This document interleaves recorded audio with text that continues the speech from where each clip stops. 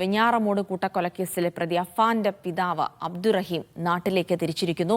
7 വർഷത്തിന് ശേഷമാണ് ഇദ്ദേഹം നാട്ടിലേക്ക് വരുന്നത്. 7:30 സൗദിയിലെ ദമാമിൽ നിന്നും തിരുവനന്തപുരത്തെത്തും. സാമ്പത്തിക പ്രതിസന്ധിയും താമസരേഖയില്ലാത്തതും റഹീമിന്റെ യാത്ര പ്രതിസന്ധിയിലാക്കിയിരുന്നു. സാമൂഹിക പ്രവർത്തകന്റെ ഇടപെടലിലാണ് റഹീം ഇപ്പോൾ നാട്ടിലേക്ക് തിരിച്ചിരിക്കുന്നത്. വിവരങ്ങൾ നൽകാനായി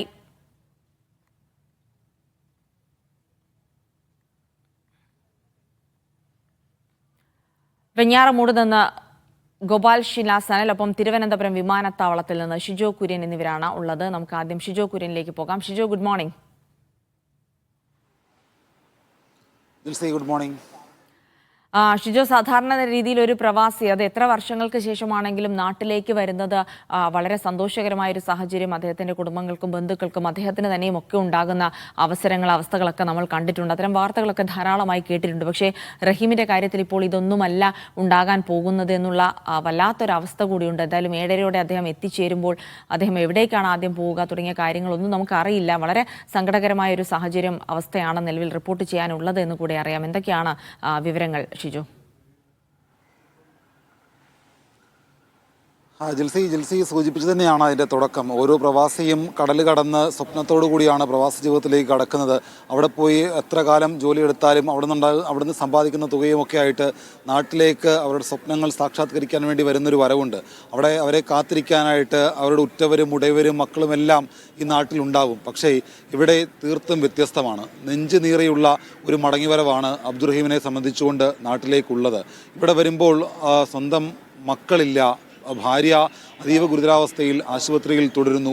അത്യന്തം വേദനിപ്പിക്കുന്ന നെഞ്ചുപൊട്ടുന്ന മനസ്സോടുകൂടി ആയിരിക്കും ഒരുപക്ഷെ അബ്ദുറഹീം ദമാമിൽ നിന്ന് 7 വർഷത്തിനിപ്പുറം കടൽ കടന്ന് തിരുവനന്തപുരത്തേക്ക് വരുന്നത്. അദ്ദേഹം വരുമ്പോൾ ഇവിടെ വന്നു കഴിഞ്ഞ് തിരുവനന്തപുരം വിമാനത്താവളത്തിൽ വന്നു കഴിഞ്ഞാൽ ഉടൻ തന്നെ പോവുക ഒരുപക്ഷെ വെഞ്ഞാറമൂട് സ്വകാര്യ ആശുപത്രിയിൽ ചികിത്സയിൽ കഴിയുന്ന ഭാര്യ ഷെമിയുടെ അടുത്തേക്കായിരിക്കും. ഇന്നിപ്പോൾ ഈ കൊലപാതകം നടന്നിട്ട്, വെഞ്ഞാറമൂട് കൂട്ടക്കൊലപാതകം നടന്നിട്ട് 5ാം നാളിലേക്ക് എത്തുകയാണ്. 5ാം നാളിലേക്ക് കടക്കുമ്പോഴും ഇപ്പോഴും ഈ കൊലപാതകം സംബന്ധിച്ചുള്ള ഒരു കാരണത്തിൽ ഇപ്പോഴും പോലീസിന് കൃത്യമായിട്ടുള്ള ചിത്രമില്ല. കടുത്ത സാമ്പത്തിക പ്രതിസന്ധിയെ തുടർന്നാണ് ഈ കൊലപാതകം നടത്തിയത് എന്നുള്ള പ്രതിയുടെ അഫാന്റെ പ്രാഥമിക മൊഴിയിൽ തന്നെ ഉറച്ചു നിൽക്കുകയാണ്. ആ രീതിയിലുള്ള വിവരശേഖരണം പോലീസ് ഇതിനോടകം നടത്തുകയും ചെയ്തിട്ടുണ്ട്. അപ്പോൾ ഈ കുടുംബത്തിന് ഉണ്ടായിട്ടുള്ള സാമ്പത്തിക ബാധ്യത അതെങ്ങനെയാണ്, ഏതൊക്കെ രീതിയിലാണ്? വലിയ ആഡംബര ജീവിതമാണ് ഈ കുടുംബം നയിച്ചു പോന്നിരുന്നത്. ഇപ്പോൾ പ്രവാസിയായിരുന്ന അബ്ദുറഹീമിൻ്റെ കടബാധ്യതയ്ക്കപ്പുറം കുടുംബവും വലിയ തോതിലുള്ള കടബാധ്യത ഈ കുടുംബത്തിൽ ഉണ്ടാക്കി വെച്ചിട്ടുണ്ട് എന്നുള്ള തരത്തിലുള്ള വിവരങ്ങളും പുറത്തു വന്നിരുന്നു. അത് സാധൂകരിക്കുന്ന ചില മൊഴികളും ഈ കുടുംബവുമായി ബന്ധപ്പെട്ട് നിൽക്കുന്ന ബന്ധുക്കളും അതുപോലെ പ്രതിയും പോലീസിന് നൽകുകയും ചെയ്തിട്ടുണ്ട്. അപ്പോൾ താമസ സൗകര്യവുമായി ബന്ധപ്പെട്ടുള്ള യാത്രാരേഖകളില്ലാത്തതും ജോലി സംബന്ധമായിട്ടുള്ള പ്രശ്നങ്ങളും സാമ്പത്തിക പ്രതിസന്ധിയും ഒക്കെ ഉള്ളതുകൊണ്ടാണ് അബ്ദുറഹീം കഴിഞ്ഞ കുറേ കാലമായിട്ട് പ്രവാസ ജീവിതത്തിൽ നിന്ന് മടങ്ങി നാട്ടിലേക്ക് വരാതിരുന്നത്. ഈ കൊലപാതകം നടന്നതിന് ശേഷവും, ഈ കൂട്ടക്കൊലപാതകം നടന്നതിന് ശേഷവും അബ്ദുറഹീമിന് വളരെ പെട്ടെന്ന് നാട്ടിലേക്ക് വരാൻ കഴിഞ്ഞിരുന്നില്ല. കാരണം അവിടുത്തെ നിയമവ്യവസ്ഥയുമായി ബന്ധപ്പെട്ടുകൊണ്ട് അബ്ദുറഹീമിൻ്റെ ചില യാത്രാരേഖകളൊക്കെ അനധികൃതമായിരുന്നു എന്നുള്ള തരത്തിലുള്ള വിവരങ്ങളൊക്കെ പുറത്തു വന്നിരുന്നു.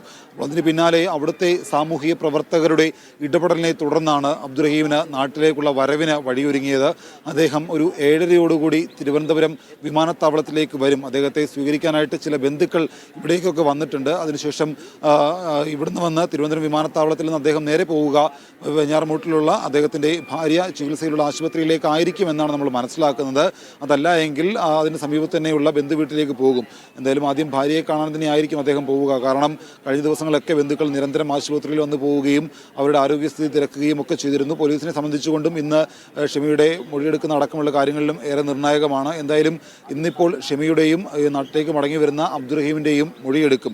ഈ മൊഴിയിൽ ഏറ്റവും പ്രധാനപ്പെട്ടത് സാമ്പത്തികവുമായി ബന്ധപ്പെട്ടുള്ള കാര്യങ്ങളിലെ ഈ നിജസ്ഥിതി അറിയുക എന്നുള്ളതാണ്. കാരണം വലിയ സാമ്പത്തിക ബാധ്യത എങ്ങനെയുണ്ടായി, അതുമായി ബന്ധപ്പെട്ടുകൊണ്ട് കുടുംബത്തിൽ എന്തെങ്കിലും തർക്കം നിലനിന്നിരുന്നോ, മറ്റു ബന്ധുക്കളിൽ നിന്ന് എന്തെങ്കിലും ഭീഷണി ഉണ്ടായിരുന്നോ, കടക്കാർ വീട്ടിൽ വന്ന് ഭീഷണിപ്പെടുത്തിയിരുന്നോ, എത്ര രൂപയാണ് കൊടുക്കാനുണ്ടായിരുന്നത്, ആരോടൊക്കെയാണ് പണം വാങ്ങിയിരുന്നത്, എങ്ങനെയാണ് ഈ സാമ്പത്തിക പ്രതിസന്ധി ഉണ്ടായത്.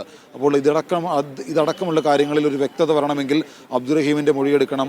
ഇപ്പോൾ ചികിത്സയിൽ കരുതുന്ന ഷെമിയുടെ മൊഴിയെടുക്കണം. അപ്പോൾ അതുമായി ബന്ധപ്പെട്ടുകൊണ്ട് പോലീസും ആ ഒരു നിർണായക നീക്കത്തിലേക്ക് കടക്കും. മറ്റൊരു കാര്യം, ഇപ്പോൾ റിമാൻഡിൽ കഴിയുന്ന പ്രതി അഫാൻ നിലവിൽ മെഡിക്കൽ കോളേജ് കോളേജിലെ ആശുപത്രി സെല്ലിലാണ് കഴിയുന്നത്. 14 ദിവസത്തേക്കാണ് റിമാൻഡ് ചെയ്തിരിക്കുന്നത്. നാളെ അഫാന് വേണ്ടിയുള്ള കസ്റ്റഡി അപേക്ഷ പോലീസ് നൽകും. അതിനുശേഷമായിരിക്കും ഈ അറസ്റ്റ് അടക്കമുള്ള, നിലവിൽ പാങ്ങോട് സൽമാ ബീവിയെ കൊലപ്പെടുത്തിയ കേസിലാണ് അറസ്റ്റ് രേഖപ്പെടുത്തിയിരിക്കുന്നത്. നാളെ കസ്റ്റഡി അപേക്ഷ നൽകി കസ്റ്റഡിയിൽ വാങ്ങി വെഞ്ഞാറമൂട് രജിസ്റ്റർ ചെയ്ത കേസിലടക്കമുള്ള അറസ്റ്റുകൾ രേഖപ്പെടുത്തും. അതിനുശേഷമായിരിക്കും തെളിവെടുപ്പ് അടക്കമുള്ള കാര്യങ്ങളിലേക്ക് പോലീസ് കടക്കുക. എന്തായാലും അബ്ദുറഹീം വരുന്നതോടുകൂടി തന്നെ ഷമീൽ നിന്നും അബ്ദുറഹീമിൽ നിന്നും മൊഴിയെടുത്തുകൊണ്ട് ഇക്കാര്യത്തിനകത്ത് ഈ കൂട്ടക്കൊലപാതകം സംബന്ധിച്ചുള്ള കാര്യത്തിനകത്ത് കൂടുതൽ വ്യക്തത വരുത്താൻ കഴിയും എന്നുള്ള പ്രതീക്ഷയിലാണ് പോലീസ് ഉള്ളത്. എന്തായാലും നെഞ്ചു നീറിയുള്ള ഒരു മടങ്ങിവരവ് തന്നെയാണ് അബ്ദുറഹീമിനെ സംബന്ധിച്ചുകൊണ്ട് നാട്ടിലേക്കുള്ളത്.